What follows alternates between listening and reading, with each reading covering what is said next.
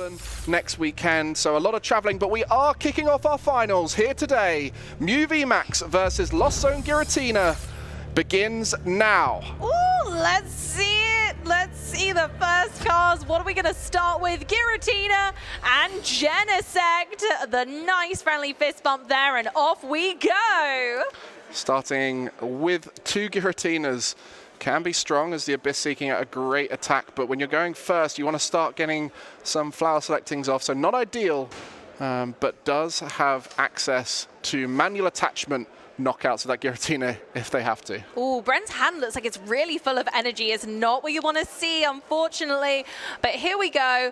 Back to FABRIZIO, who's going to really start doing Mew things with that hand. There's plenty to be done here and plenty of time. Mew is not a deck famous for attacking on their first turn. So although they've gone second, I don't think he's going to have an issue with keeping the pace here.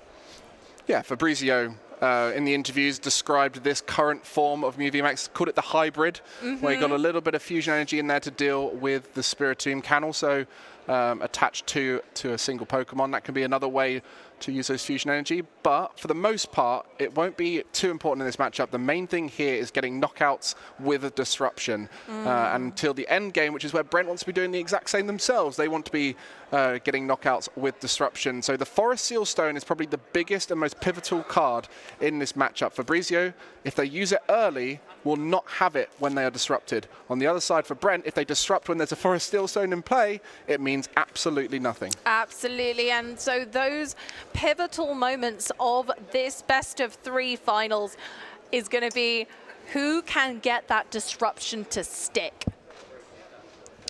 1,505 players, and now just 2.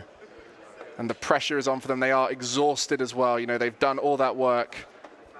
And now they have to try and do one last performance on the big stage in the Masters final here.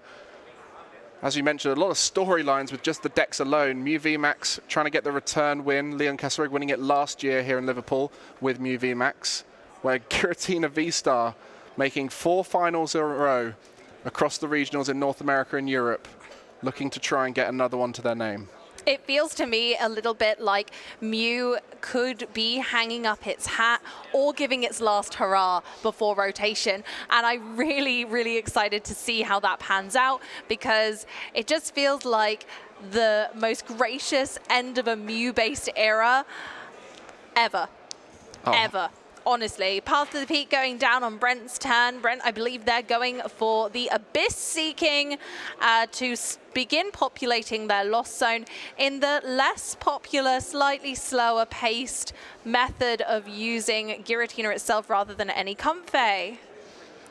Well, that Forest Seal Stone was not used by FABRIZIO. A smart player recognizing that going for a wide board with Forest Seal Stone for a Battle VIP pass early on was not worth it. It's much more of a valuable resource than that in these early stages. Had a lot of stuff needed to get out of this situation, but now looking for a Mew VMAX.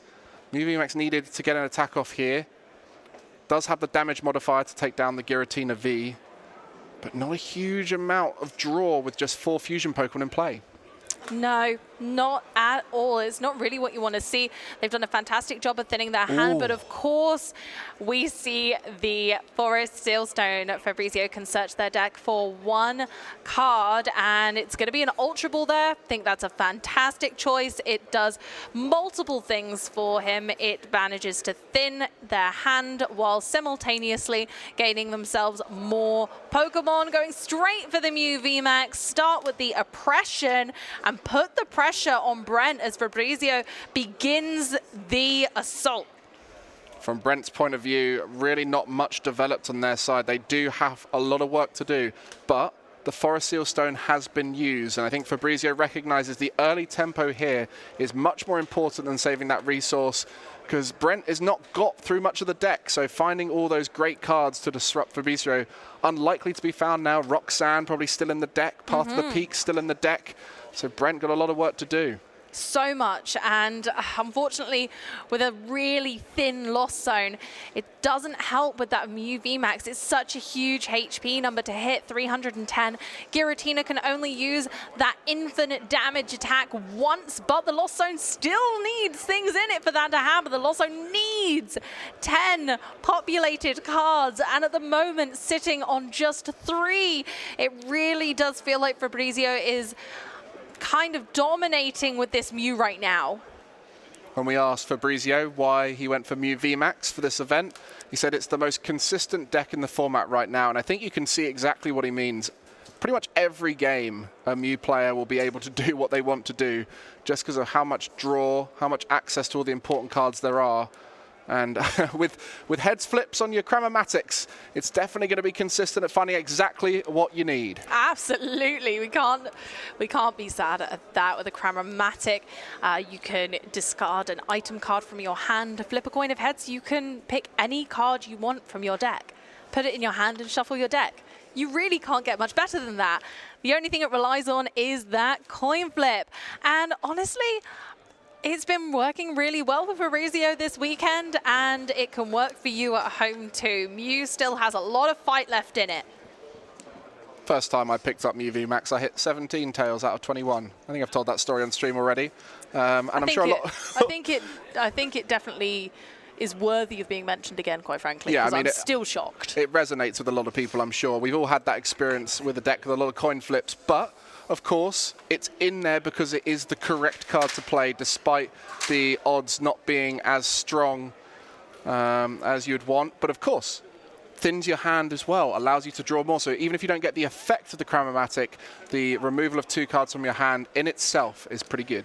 Yeah, precisely, and that's another reason why the Mew just keeps going, and we are taking that first KO on the Giratina V. FABRIZIO taking the first 2 prize cards of our finals. Pressure on now for Brent. The tempo has kicked off. 2 prize cards, and now just a lot of time required. Oh, that's a tough choice. More Comfeys. There is a Nespal in hand, but the Jet Energy is such a useful resource. No, it's gone into the lost zone, not to be seen until next game. Needing to get as many of those Pokemon out as possible, that Greninja could really help start some draw. And this is actually the first deck check here for Brent. Yeah, you're not wrong, actually. I hadn't clocked that. The first time that Brent's going to be able to assess what they've got in deck and what might be missing. As we very well know, managing your resources in Giratina is essential. And Mew kind of doesn't have as much of a problem with that as other than energy, you know? So everything else really does rely on keeping an eye on everything for Brent. I mean, that's what Brent was saying earlier. It's such a skillful deck. He doesn't think it's got the best win rate of any deck. It's just that it rewards you for high skill play. Yeah. And so consequently, a lot of top players have been piloting it to great success, and it does convert very well at events because the skill of the deck puts off a lot of beginners, and rightfully so. You have to manage your prize cards, know what's in there, manage your lost zone, manage your discard pile, and obviously all of the resources within your deck. So a very important set of skills needed, and sometimes those flower selectings you making your first turns before you've done your deck check can affect you for the rest of the game. Yeah, you're quite right. There's a really high skill floor with this deck, and it really goes to show that our top players are now taking advantage of that with a nice path to the peak timing and an evolution to Giratina V-Star. That's going to be it for Brent this turn. I mean, Giratina V-Star, hard to knock out. There's a lot of hit points on that Pokemon, so 1 power tablet used, it can be pretty tricky to knock out. There is a choice belt in FABRIZIO's list, so that will put it into range a little bit easier, but asking quite a lot for those 3 damage modifiers to get the knockout. I think this is why this is a really not so ideal matchup for both players. On one hand, Brent has 1 attack that can do essentially infinite damage, so Mew VMAX's high HP doesn't matter. But then how's Brent going to take that second KO when Mew can Psychic Leap and remove damage from itself? But then is that really enough damage inflicted upon Brent? There are so many to and fro's. I think this feels very much like a 50-50 matchup to me. There we see that Lost Vacuum. So conveniently found in the hand, as is customary for a Mew player. They've always got exactly what you need because you see so much of your deck and you can hold on to the important resources for the next turn. So unless you're disrupting that hand, Mew will likely have it every time. And there we go, just putting another Forest Sealstone on a Genesect, making sure that every single draw is meaningful, and a retreat from the Mew VMAX into the Mew VMAX with a double turbo energy, allowing it to use Genesect's attack.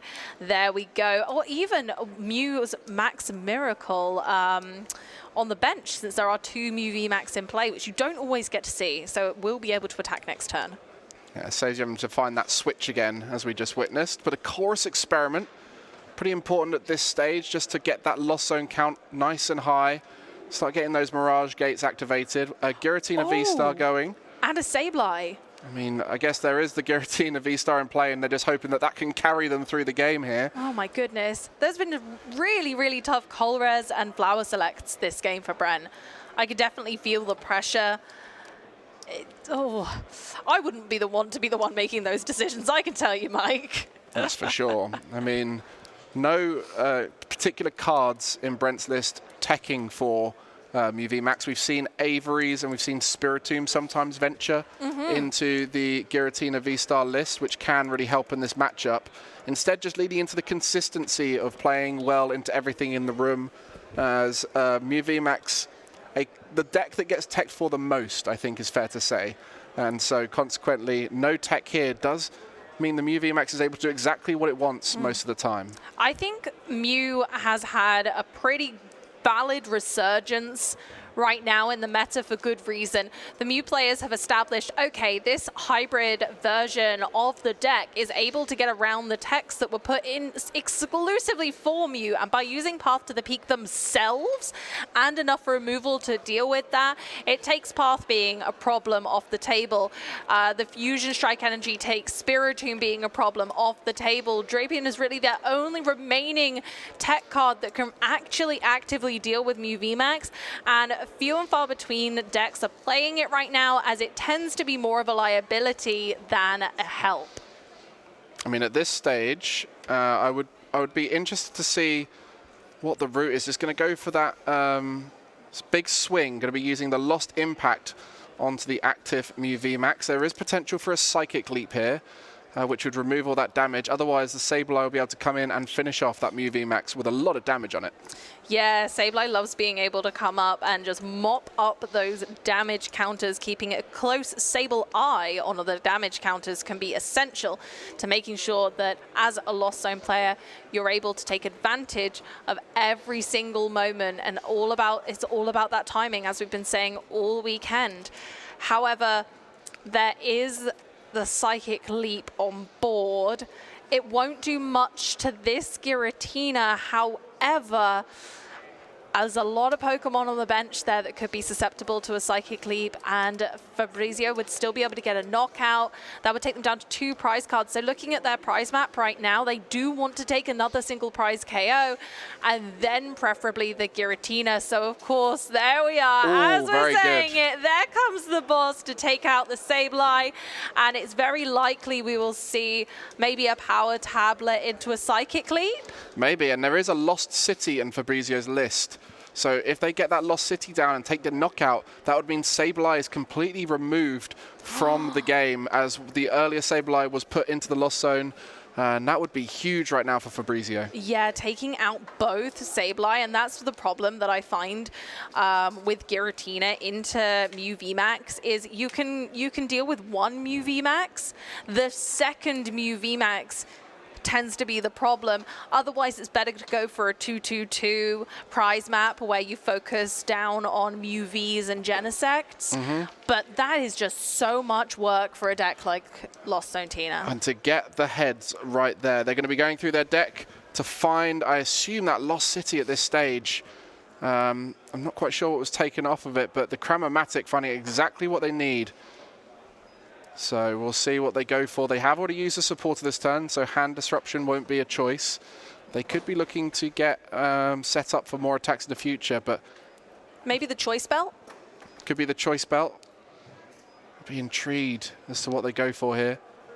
I think for myself, I would either be wanting the choice belt or another card to thin.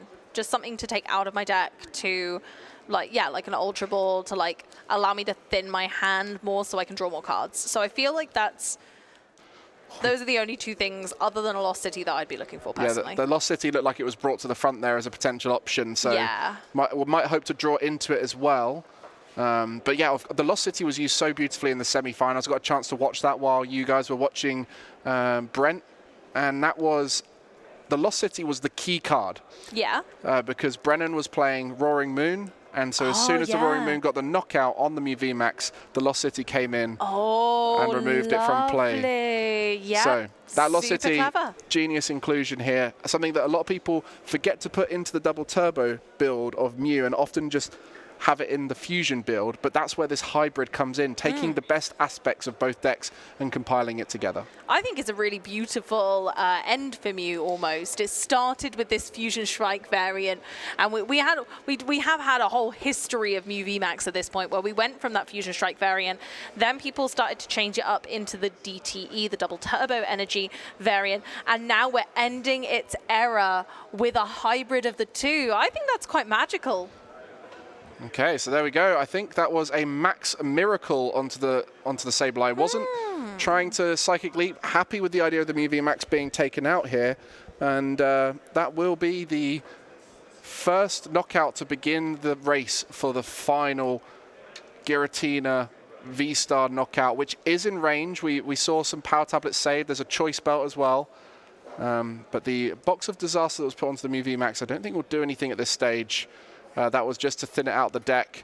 And that is really what we're seeing from Fabrizio, just a lot of thinning to try and set up as stable a deck after being disrupted towards that endgame with a Roxanne. It's almost a bit of a shame the box of disaster won't be activated because it would put the Giratina into a much nicer range for Mew VMAX to be able to cope with. I don't know if it's possible for Giratina to get it because box of disaster doesn't activate from Star Requiem because it's not considered damage from an attack. Right. So the box of disaster in this matchup is just an instant thinnable card that you can put down and not have to worry about. I suppose it's better used on a Mew V that could be vulnerable or a Genesect, but that would be all really. I guess expecting, well, with all the Forest Seal Stones on the Genesects, they can't put it on one of those. They don't want to block the choice belt on a future Mew VMAX. So the only place it could be thinned was on that active Mew that was likely going to be knocked out here.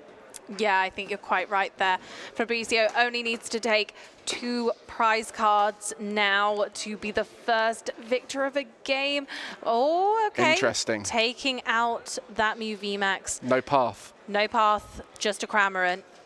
That was, Cram against the world. I think that was going to be the plan there for Brent. Just get a path to the peak down after that Roxanne, and that would disrupt Fabrizio enough that Brent would be able to come back and get that big knockout needed in the next turn. But without that, all those Genesect available to draw, I think Fabrizio is going to see so much of their deck this turn. I'm not sure Brent can do much about it either.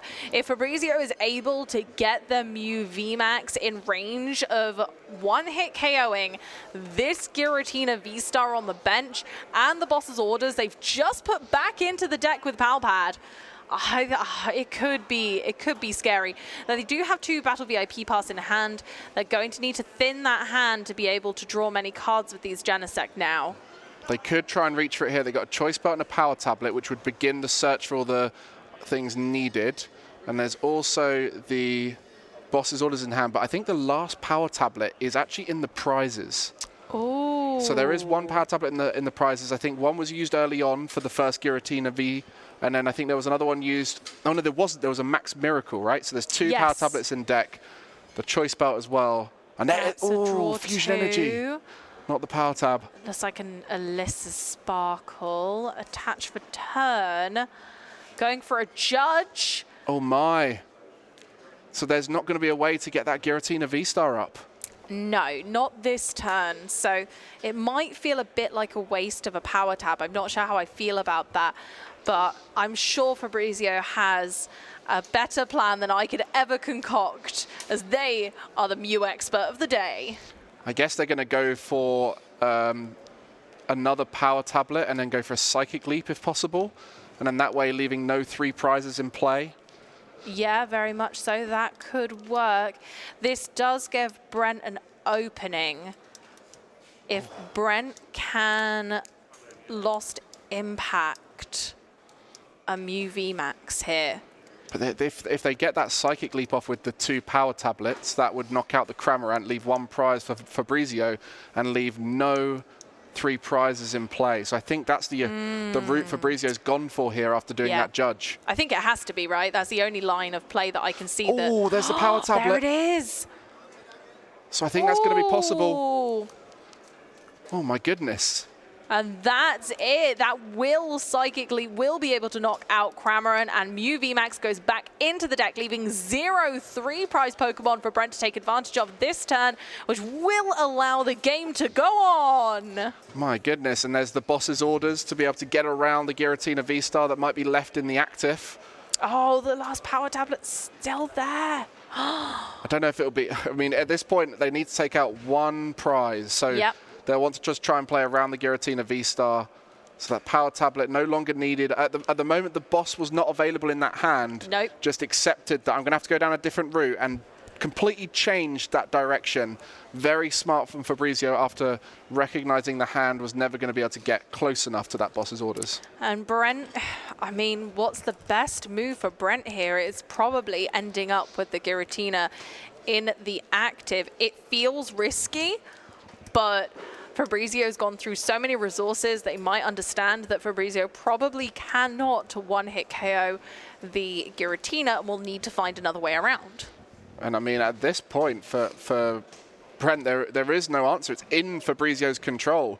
Maybe a path to the peak and just hope that there's no ways to remove it. But FABRIZIO, I think, had a Lost City in hand. So the draw is going to be there to get the next attack off. And the Mew VMAX is in hand. All these different things, they are all available. Another Giratina. Ah, okay. Just going to be getting that out.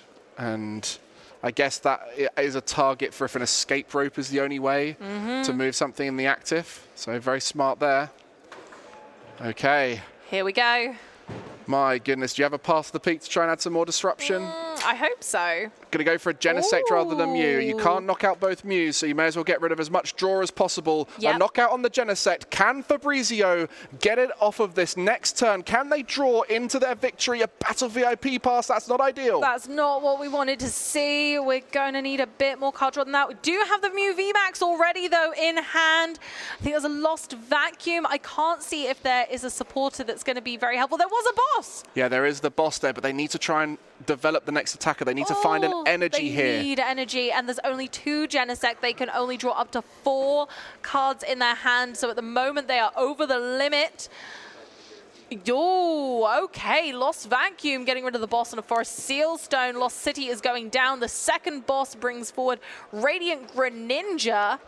Could be anything. I think any of those Switch, 3. And it's going to be a draw 3 from the first Genesect. And it's just to get an energy. There's not many cards left in that deck. And an energy is there. And that's going to be it. That brings it home. Kept keeping up the momentum.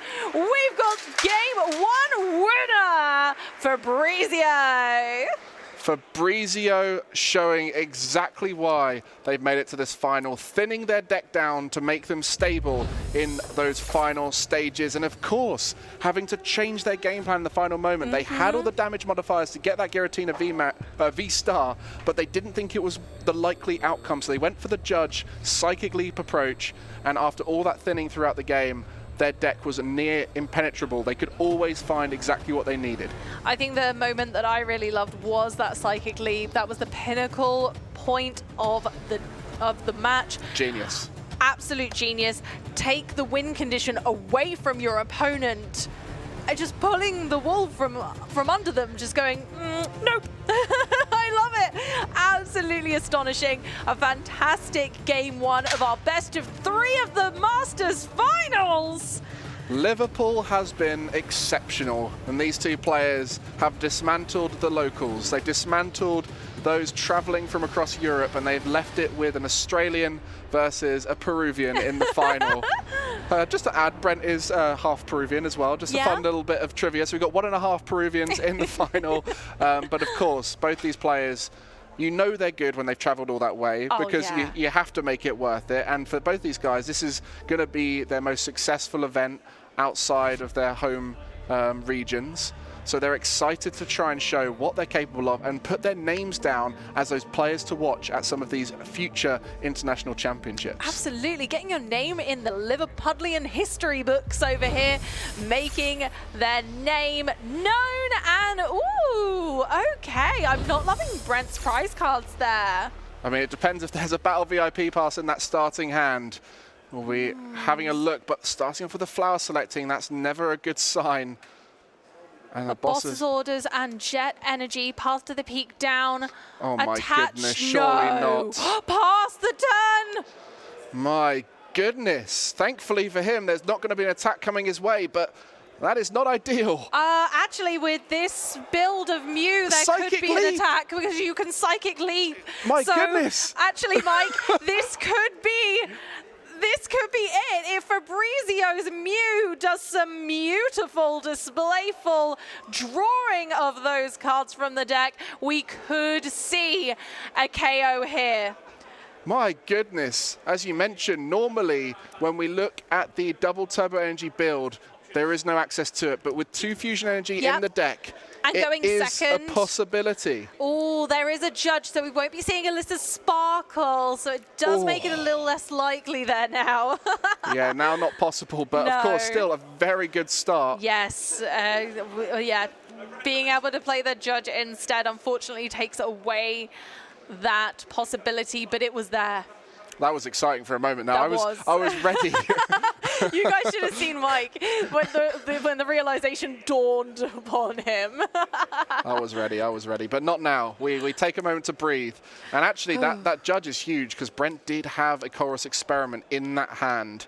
So he would have been able to start the engine of his Lost Zone Pokemon. But instead we're going straight back in for a flower selecting. At least we've got another Pokemon now. That's very good. But unfortunately the hand is not looking great. We'll be able to Nest Ball, I imagine, going for Comfey to just continue on with that trend. Just keep getting things in the Lost Zone. I suppose the other choice would be a Radiant Greninja, but it isn't going to help populate that Lost Zone. But saying that, we don't have access to Cramorant, so the first Lost Zone important number of 4 isn't really relevant right now. And I wonder if they're worried to put an Abyss Seeking in action. You know, if you put that Giratina into the active and you sit it there, it is vulnerable to the first knockout as we saw in the last game. So going to be going for that flower selecting to try and build up the loss count. That was not possible last time. No, not at all. Didn't start with the Comfey, so this is going to be a tough old dig for Brent. Going to have to really work their way out of the frustrating starts they've had in both games. And for Fabrizio, just sitting on the other side with a full board, there is a part of the peak in play, which would have made it impossible for the Greninja. And so now we are just seeing that next flower selecting. It really goes to show how flexible the 2 decks are, though. We're seeing completely different gameplay from game 1 in a very different way, and they've had to go for the risk of leaving Giratina V in the active after putting 3 energy in the Lost Zone. 3! Not ideal. This is just a hope that Fabrizio has judged them into a poor hand, but as we know, there is a Forest Seal Stone. You can see the joyful finger movement of Fabrizio. Straight away, going to get out of that part of the peak, allowing Fabrizio to do as they please on this turn is rather scary, if you ask me. Brent not having nothing to respond immediately with other than some more sweet Comfey. Oh my goodness. This is exactly why Fabrizio picked this deck. It's the most consistent deck, plays the most games of Pokemon, and we see the Lost Vacuum. This is one of those crazy stories for Mew. Mew started with one of the most prolific beginnings with that Fusion Strike system. So most people were going, how do we beat this? We'll put a Path to the Peak in play. That will disrupt them. And then eventually Mew went, I can do that too, and became one of the best Path to the Peak players in the game. And it's because of that Lost Vacuum inclusion, allows you at any moment to be able to remove it from play, and the Forest Seal Stone just makes it that bit more consistent. Incredible, really. Every single set, Mew seems to have picked up a card or two, and it's just grown into this absolutely perfect deck. Not only has it won the World Championships, but now looking like another victory might be on the cards to keep its title as Liverpool champion for the final time, as it will not be able to continue this legacy next time. Okay, so there was no double turbo energy. Does have the Ultra Ball to be able to get the Mew VMAX and try and find an energy of some more draws. But you'll just see so many cards in a turn. Once you get the Fusion Strike system going with 6 Fusion Pokemon in play, you do see a lot of your deck. And with the addition of that Ultra Ball to be able to thin cards down, find the cards you need, and continue going through the deck. And even like the instant playable cards like Switch, perfect to help dig through the deck. Absolutely, you're not wrong. And there's so much that can be done with Mew. It's so flexible. It's got... there's the energy. Oh my goodness. The choice belt's already on. Energy's there. Mew itself has free retreat. Another Ultra Ball to keep thinning the hand. We've got another Genesect left yet. Mew just keeps chugging. It just keeps going. And I think that's the beauty of it. It's why a lot of people like the deck. It's why it has come so far in this competition. The only saving grace now for Brent is that Fabrizio hasn't got a Forest Seal Stone anymore. That is literally the only thing right now I can see as a positive, because it does mean a path. Roxanne, counter catch up a Genesect, could buy some turns back to restabilize. There could be an opportunity to then take a victory that way. But at this stage, a knockout on the lone Giratina V, copying that Techno Blast. Mew VMAX sitting in the active. Not much Brent can do but hope. I'm not feeling great about this, if I'm honest, Mike. Brent's going to have to put another Giratina into play, risking an unfortunate series of events which could repeat themselves, as Giratina would need to be in play for one full turn to be able to evolve. Shred, unfortunately, isn't going to do nearly enough damage, and there isn't a lot in the Lost Zone, but Mew is already setting the pace of this game, and it's rolling. I think the only thing we could see here is potentially using that Greninja, but there was a Water Energy in the Lost Zone. Does play 3, so we'll still have access to that, and that would allow for 2 Mew VMAX to be softened up with a 90 hit point attack. Aw, that's a lovely way of putting it. Mew is a big softie. Okay, yep, we love a good Colress. We love a Colress. 7 in the Lost Zone now, so we're at one of our magic numbers for the Lost Zone. We've got our Mirage Gate live, but I don't know if it's going to be a whole lot of help right now. Another Giratina V-Star, but it's hitting the Lost Zone. I'm not sure what Brent is searching for here. Honestly, I cannot fathom what must be going through his head right now. I mean, he's going to try and thin the deck as much as possible. We saw that same strategy from Fabrizio. They know disruption is key in this matchup. Does have that Sableye now, so can do a similar kind of thing to what we described there about softening up the 2 Mew VMAX. And we'll just allow Fabrizio to take a 1 prize knockout. And that way, the Roxanne is activated, and there will be the disruption with the path accessible towards the end of the game. Now that the Forest Seal Stones are gone, that is an option. And how Brent does it, we'll have to see. That's the thing. Now that Fabrizio is through a lot of resources, Brent could turn the tides with that disruption. I think it's very well noted and might be the key to victory here. Yeah, just holding that Roxanne too. Okay, an attach retreat, keeping an energy on the other Comfey for later. We can use it with Lost Impact. It can be a retreat cost later. There could be so much, but we're going for our first Lost Mine. Hey, you can see there the 3 on each of them. That puts them within range of a Lost Impact. And then the 6 onto the Mew V puts that within range of another Sableye. So you can remove the Mew V in the future and potentially go down a 2-2-2 prize map. But the INO coming through, and that's going to reset that hand of Brent's, which had the Roxanne in it. Oh, that's not ideal. Fabrizio saying, okay, well, if that's how it's going to be, then I'm going to disrupt your hand. Let's see how you like it.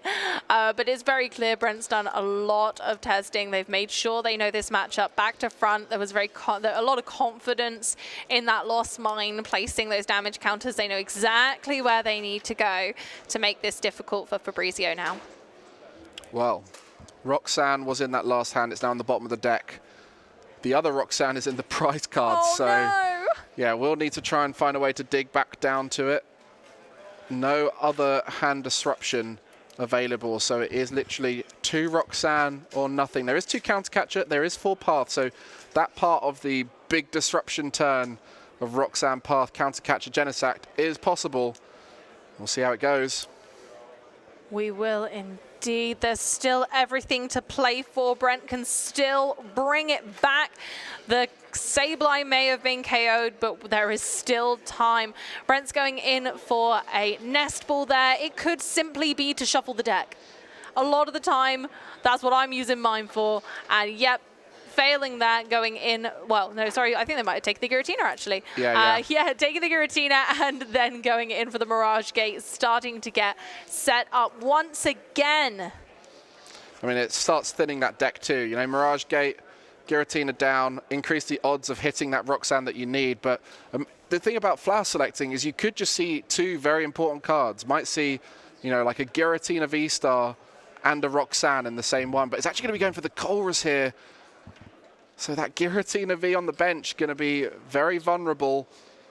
Oh, this is scary right now for Brent. It's going to be a risky time with that Giratina V on the bench. Looking at Fabrizio's prize map now, they've got to take 3 prize cards remaining. That's going to be 1 single prize Pokemon and 1 2-prize Pokemon.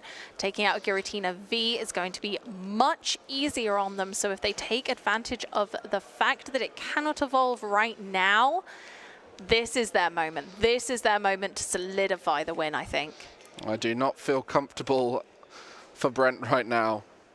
The no disruption on the 3-prize turn can be quite scary. He's going to put both Giratina down, so if the Giratina knockout does come through, it's not going to end the game there and then. No, it is still, Brent will still be in it, and with enough disruption, they might be able to pull back the comeback of all comebacks. That would be really, wouldn't it? I mean Giratina V-Star.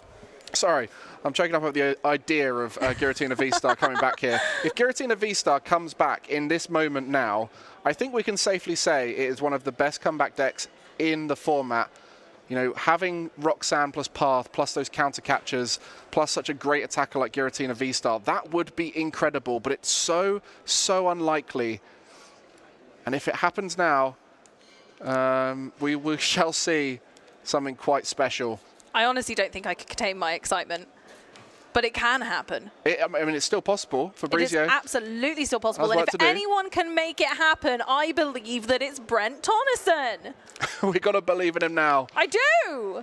Everyone, put your belief out there. Another heads for the Cramomatic. Oh, my goodness. The timing, unfortunately, impeccable for that heads. I mean, from the stream's point of view, that looks like all Fabrizio's been hitting his heads. I did actually watch the semi-final game, and he didn't get many heads over there, so I think we're saving them all for the final somehow. But we'll be able to get any card they want. My goodness, this is just going perfectly for Fabrizio. It is, but the choice of what to take here is crucial. These last few turns as we head towards the possible end of our finals are going to be crucial. It's going to be so important to take exactly the right cards and sequence this perfectly. Fun little fact about Fabrizio's deck, only playing 3 Cramomatics. Oh. Typically in a 4 count in most decks, most VMAX decks, but you know, obviously recognizing another card was important, and maybe it was something like a Lost City that ended up being the case. Oh, speak of the devil, and there it is. Lost City coming down, possibly to try and remove one of the Giratinas. Maybe just a thin. Yeah, getting rid of the path was really important, wasn't it? So I imagine that was taken off the Cramorant so that Fabrizio can continue to draw cards. I think taking out one of the 2 Giratina could be important here, but I don't know. Maybe it signifies there's no rush. That's what I'm thinking. I'm like, maybe there's no rush at all, actually. Taking 1 prize card here and then taking one of the 2 Giratina next time could be perfectly viable too. Yeah. Saving all those bosses' orders. Maybe backing the idea that Brent won't be able to evolve both Giratina V and that one of them will remain unevolved. That could be a part of the strategy there, because obviously it's quite hard to knock out a Giratina V-Star. 280 hit points for Mew is a bit of a reach sometimes. You've got the choice belt, you've got 4 power tablets, not always easy to string them all together. But FABRIZIO just can relax here and just keep swinging, but needs to prep themselves for that end game as much as possible as they get another knockout. Go. The conveyor's down for FABRIZIO, down to 2 prize cards remaining. Can Brent be disruptive enough to keep the Mew VMAX away? Oh, there's the Roxanne. There's the Roxanne. This is the turn right here. Here we go. They did have to Lost Zone a boss's orders, though, which might be not very favorable for the end of the game. Oh, it's that Giratina V-Star that's not in the hand. I mean, got the jet energy there, so can put that forward. And I imagine we're going to see the Roxanne now with an attempt. Oh, and a path to the peak first. Love it. Is this going to be a Roxanne Here we go. to find the Giratina V-Star, to evolve the active Giratina V? To take a knockout, That to would be begin it. the comeback of all comebacks. Let's go, Brent. Can he do it? Brent attempting what has never been done before here. Giratina V-Star, not only is it in the final right now where there's the maximum stakes on the line, but does get them. Two Giratina V-Star. We can evolve both of them to keep them away from Mew with a 2-card hand and a path to the peak down. Will FABRIZIO be able to come back, or is this comeback happening? And this is what we spoke about at the beginning of the final. That Forest Seal Stone is such an important asset for FABRIZIO. Moments like this, that Roxanne, 2 cards, if none of them bounce the stadium, get rid of that path to the peak, then Brent will have free reign to end this game. I'm on the edge of my seat. Here it comes, the V-Star. We say goodbye to 1 Mew VMAX. Brent is now only 3 prizes away from victory. Can FABRIZIO respond? First up, we're going to see a Nespal. We're going to thin that deck a little bit, take a Mew out, but there is a lot of cards left. I mean, I don't think they can at this stage. That hand, it's going to be a judge. A judge, okay. I mean, the Psychic Leap is a possibility as well. We've got to think about that. You could just leave 2 prizes in play like we saw last time. Yeah, last game. That's very, very true. They could delay the game, the ending, to see if it's possible to continue this match a little longer, giving them time to possibly get out of that path to the peak and draw into more cards. Alyssa Sparkle, Cramomatic, okay. Oh, but you don't want to get rid of that power tablet. Oh, that is a tough choice. My word. Maybe they just go for the Psychic Leap, but it just, it feels bad. It feels bad, doesn't it? I mean, you did get that second Mew V down, FABRIZIO. Smart decision. Opens up the possibility for the Psychic Leap. Oh, this is going to be so close. This is on a wire. We'll see what happens. FABRIZIO's going for it. Oh my goodness, the Cramomatic. Oh, success! Does get that heads. What are they going to be getting here? Lost Vacuum. Will they be able to get enough damage modifiers to get the knockout? They have the choice belt. There is a power tablet in the prize cards. Oh, but it could happen. It's possible. Oh, this is the joy of the Pokemon trading card game. So that's one of the damage modifiers taken away through that Cramomatic. The power tablet gone, but a Lost Vacuum here. Here we go. Alyssa, sorry, lovely. You're going to have to go to the Lost Zone and look after everything else in there for now. Because finally it's going to be time to draw some cards. Drawing up to 6. They're basically going to take most of their deck at this stage. There's not a lot left. And obviously those power tablets the target now. Just needs 2 power tablets to win the game here. That's 1. That's 1, and there's a Cramomatic there too. Come on, it might come down to the Cram. My goodness, the crowd is getting excited for this moment right now. I'm excited for this moment. Oh my goodness gracious. Yeah, counting how many cards are left. There's a lot of thinning that can be done with that hand. Lost Vacuum. We got a path to the peak still. Woo. Yeah, I mean, the path comes down. You can Lost Vacuum your own path road. away. Let's go, Mike. Come on. If he gets it, he got it! Heads on the Cramomatic. Here we go. We got 1 power tablet, 2 power tablet, and that's a handshake. Fabrizio is your Liverpool regional champion, piloting Mew VMAX all the way from Peru, and he will be going home with $10,000.